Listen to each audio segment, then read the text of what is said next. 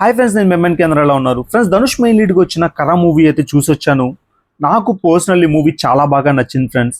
And ఖచ్చితంగా మీరు కూడా ఫ్యామిలీస్తో వెళ్ళి మూవీని అయితే చూడండి, మీకు నచ్చిద్దని అయితే అనుకుంటున్నాను. First of all movie story ఏంటో చూద్దాం ఫ్రెండ్స్.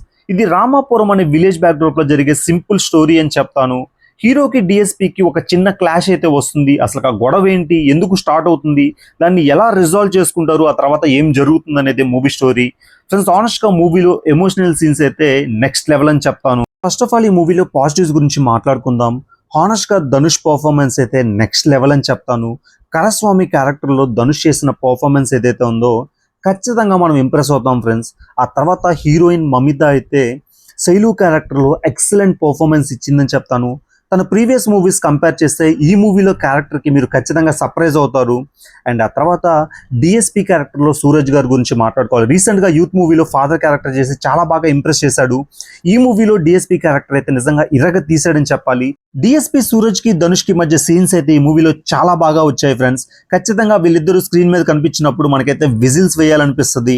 అండ్ ఆ తర్వాత మెయిన్గా ఈ మూవీలో కొన్ని అన్ఎక్స్పెక్టెడ్ ట్విస్ట్లు అయితే ఉంటాయి, అవి చాలా బాగా వచ్చాయి. అండ్ జీవి ప్రకాష్ గారు ధనుష్ ఫాదర్ క్యారెక్టర్లో చాలా బాగా యాక్ట్ చేశారు ఫ్రెండ్స్. అండ్ ఈ మూవీలో మెయిన్ పిల్లర్ అంటే ఎమోషనల్ సీన్స్ అనే చెప్తాను. ధనుష్ గారు కావచ్చు, మమితా గారు కావచ్చు, డిఎస్పీ సూరజ్ గారు కావచ్చు, ప్రతి ఒక్కరు ఎమోషనల్ సీన్స్ అయితే నెక్స్ట్ లెవెల్లో పర్ఫామ్ చేశారు. నేనైతే ఎమోషనల్ గా చాలా బాగా కనెక్ట్ అయ్యాను ఫ్రెండ్స్. ఖచ్చితంగా క్రెడిట్ అంతా డైరెక్టర్కే ఇవ్వాలి, ఎందుకంటే గుడ్ రైటింగ్ అండ్ ఎగ్జిక్యూషన్ అని చెప్పాలి. బ్యాక్గ్రౌండ్ స్కోర్ కానీ, తర్వాత విజువల్స్ కానీ ప్రతి ఒక్కటి చాలా బాగా ఉంది ఫ్రెండ్స్. ఖచ్చితంగా ఫ్యామిలీస్తో వెళ్ళి మూవీని అయితే చూడండి అని నేనైతే రికమెండ్ చేస్తాను.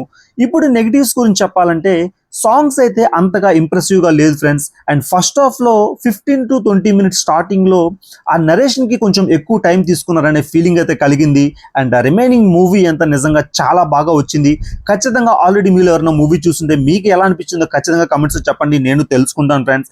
అండ్ మన వీడియో నచ్చితే కొంచెం సబ్స్క్రైబ్ చేసుకుని సపోర్ట్ చేయండి. జై హింద్ ఫ్రెండ్స్.